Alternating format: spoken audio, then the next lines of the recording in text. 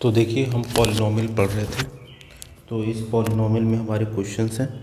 Polynomial का first question है और ये जो भी है एडवांस और बेसिक जिन्होंने मैथ्स ले दोनों के काम आएगा। ये क्वेश्चन एग्ज़ाम में आ चुका है। ये क्वेश्चन चलिए देखते हैं। कह रहा है कि एक पॉलिनॉमियल है आपका। पहले तो हम पॉलिनॉमियल देखते हैं दे क्या रखा है।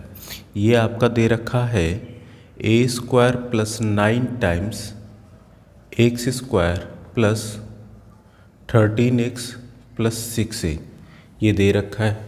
कह रहा है इफ़ 1 जीरो ऑफ पॉलिनॉमियल, इसका जो एक जीरो है इस पॉलिनॉमियल का, it is reciprocal of other, जो दूसरे के से रेसिप्रोकल है।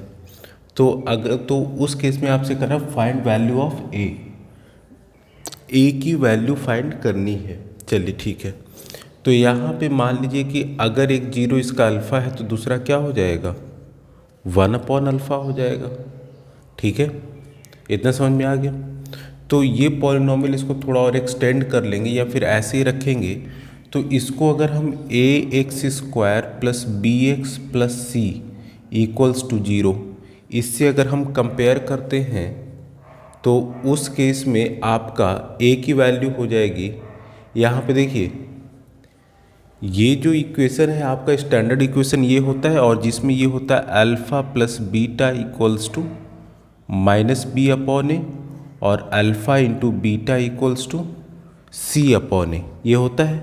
अगर कोई क्वाड्रेटिक इक्वेशन इस स्टैंडर्ड फॉर्म में होता है तो उस केस में ये अल्फ़ा और बीटा क्या होते हैं, ज़ीरोज़ होते हैं या रूट्स होते हैं, जहाँ where alpha and beta is roots और ज़ीरो ऑफ इक्वेशन। तो यहाँ पे अगर ये स्टैंडर्ड फॉर्म होता है तो ये होता है।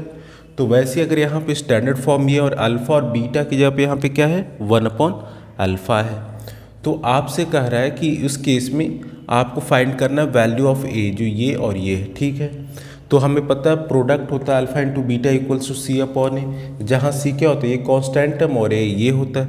तो यहाँ पे प्रोडक्ट अगर करते हैं तो बीटा की जगह पे यहाँ पे क्या है, 1/अल्फ़ा। क्यों? क्योंकि कह रहा है 1 zero of polynomial is reciprocal of other. तो अगर एक अल्फ़ा माने तो दूसरा क्या मानेंगे इसका रेसिप्रोकल, 1/अल्फ़ा। तो यहाँ पे हो जाएगा अल्फ़ा × 1/अल्फ़ा, that means = c/a, that means 6a/a² + 9। ये देखिए कोई भी क्वाड्रेटिक इक्वेशन जब ये आपका स्टैंडर्ड फॉर्म में होता है तो इस तरीके से रिप्रेजेंट करते हैं, और उसमें अगर कोई दो जीरो अल्फ़ा और बीटा होता है तो इनका सम -b/a, अब प्रोडक्ट जो होता है c/a होता है। वैसे यहाँ पे है तो इससे ये कैंसिल आउट हो जाएगा, तो होगा 1 = 6a/a²। ये अल्फ़ा से अल्फ़ा कैंसिल आउट हो जाएगा ना, तो 6a/a² + 9, ये क्रॉस मल्टीप्लाई होगा तो इधर चला जाएगा, तो ये हो जाएगा a² + 9 = 6a। तो अब यहाँ से फिर हो जाएगा a² - 6a + 9 = 0। इतना वीडियो में आ रहा है? ठीक है। अब यहाँ देखिए जो सबसे इम्पॉर्टेंट चीज़ कि ये चीज़ अगर है तो यहाँ पे ये स्टैंडर्ड फॉर्म में है, इसको हम कैसे ब्रेक करेंगे, इसको हम स्प्लिट करते हैं। स्प्लिट करने के लिए क्या करेंगे, 9 × 1 9 होता है, ये आपने पढ़ रखा होगा 9th में। तो ये इसको हम लिख सकते हैं a² - 3 + 3a + 9, 3 3 जा 9 और 3 + 3 6। तो यहाँ से हो जाएगा a² - 3a - 3a + 9 = 0। a common लिए तो a - 3, यहाँ से 3 कॉमन लिए तो a - 3 = 0। तो यहाँ से फिर a - 3 कॉमन लेंगे तो बचेगा क्या, a - 3 a - 3 दो बार = 0। तो यहाँ से हो जाएगा a = 3। तो आपको कह रहा है find the value of a, तो a की वैल्यू क्या होगी यहाँ पे, 3। ठीक है, तो क्वेश्चन इस तरीके से होता है। चलिए नेक्स्ट क्वेश्चन करने के लिए इसको डिलीट करेंगे, फिर वीडियो पॉज करें, फिर नेक्स्ट करते हैं। तो देखिए नेक्स्ट क्वेश्चन आपका जो है उसमें अब यहाँ पे आपको दे रखा है find a quadratic equation, quadratic polynomial whose zeros are 1 and -3। देखिए क्वेश्चन जो है आपका उसमें दो जीरोज दे रखे हैं, 2 zeros are 1 and -3, 1 and -3।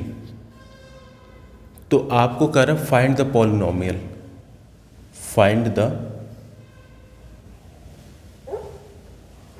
Polynomial. ठीक है, तो इसको दो मेथड से कर सकते हैं। ठीक है, फर्स्ट मेथड देखिए क्या क्या होगा। यहाँ पे फर्स्ट में हम क्या करेंगे, आपको कोई भी quadratic equation ax² plus bx plus c equals to 0 होता है। इसके हमने माने दो जीरोज़ हैं, अल्फ़ा और बीटा, ये ज़ीरोज़ हैं। क्या है? ज़ीरोज़ हैं इस क्वाड्रेटिक इक्वेशन के, स्टैंडर्ड इक्वेशन जो है। तो इस केस में हम क्या करते हैं, alpha plus beta equals to -b/a होता है और alpha into beta equals to c/a। c क्या है? ये है, और a क्या है? ये है। b क्या है? ये है आपका। ठीक है, अब यहाँ देखिए, इतना समझ में आ गया। तो यहाँ पे टू ज़ीरोज़ 1 and -3 है, तो एक जीरो जो है आपका 1 है और एक है -3। तो यहाँ पे इस इक्वेशन से अगर करेंगे तो कैसे होगा, तो यहाँ पे एक चीज़ याद रखिएगा, हमेशा जब भी आपका कोई क्वाड्रेटिक इक्वेशन होता है तो उस केस में आप क्या करेंगे, यहाँ पे x² minus sum of zeros into x plus product of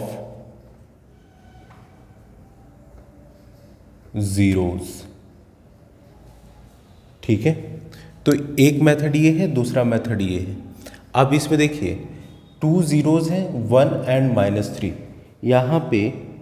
ठीक है, तो अब यहाँ देखिए एक आपका यानी कि अल्फ़ा की वैल्यू 1 है और बीटा की वैल्यू कितनी है? -3 है। तो यहाँ से आप क्या करेंगे, एक चीज़ याद रखिएगा, अल्फ़ा माइनस बीटा का whole square equals to alpha plus beta का whole square minus 4 alpha beta. ये फॉर्मूला है, इस फॉर्मूले को याद कर लीजिएगा। और ये फॉर्मूला वैसे यूज़ नहीं होगा, लेकिन इसको याद करना है आपको। अब यहाँ देखिए, इस क्वेश्चन का आगे यूज़ होगा इस फॉर्मूले का जो भी मैंने लिखा है। अब यहाँ पे एक अल्फ़ा है एक बीटा है, तो 1 - 3, क्यों? Alpha plus beta, 1 - 3 equals to -b/a। तो ये कितना हो जाएगा? -2 इक्वल्स टू -b/a। ठीक है, -2 को हम क्या लिख सकते हैं? -2/1। इसी तरीके से alpha into beta, that means 1 into -3 equals to c/a। तो यहाँ से हो जाएगा -3/1 इक्वल्स टू c/a। अब यहाँ देखिए क्या करते हैं, यहाँ पे भी a की वैल्यू सेम है, यहाँ पे भी कंपेयर करने पे a की वैल्यू सेम है। दैट मीन्स यहाँ से हम ये कह सकते हैं कि a इक्वल्स टू क्या है? 1 है। ये b equals to -b equals to -2, minus से माइनस कैंसिल आउट हो जाए तो बचा क्या? b equals to 2। इसी तरीके से c इक्वल्स टू क्या हो जाएगा? -3। तो यहाँ पे a की वैल्यू ये आ गई, b की आ गई, c की वैल्यू ये आ गई। वीडियो में आ रहा है इतना? ठीक है, तो ये स्टैंडर्ड फॉर्म था ax² plus bx plus c equals to 0। इसमें वैल्यू रख देंगे, तो ax² plus bx plus c, इसकी वैल्यू रखेंगे। a की वैल्यू 1 है तो x², b की वैल्यू यहाँ पे 2 है तो प्लस b की वैल्यू 2 प्लस का प्लस c की वैल्यू -3 इक्वल्स टू 0 पुट हमेशा करिएगा। तो x² plus 2x -3 equals to 0, या फिर इक्वल्स टू 0 ना भी पुट करें, वो तब करते हैं जब आपका 0 निकालना हो। तो ये आपका स्टैंडर्ड फॉर्म हो गया। ठीक है, चलिए इस मेथड से आते हैं। ये मेथड जब आपका ऑब्जेक्टिव क्वेश्चंस होंगे तो उसके लिए हो जाता है, इतना करने की ज़रूरत नहीं है। Simple, x² minus sum of zeros, दो जीरोज़ दे रखे हैं 1 and -3, तो एक 1 है और एक दूसरा क्या है? -3 है। तो यहाँ पे कह रहा है sum of zeros, that means 1 plus -3 into X plus product of zeros, product क्या होगा 1 इंटू -3, तो यहाँ से X square minus 1 plus minus X plus 1 into -3 कितना होगा -3, तो -3 एक्स स्क्वायर माइनस 1 -3 कितना हो जाएगा -2x,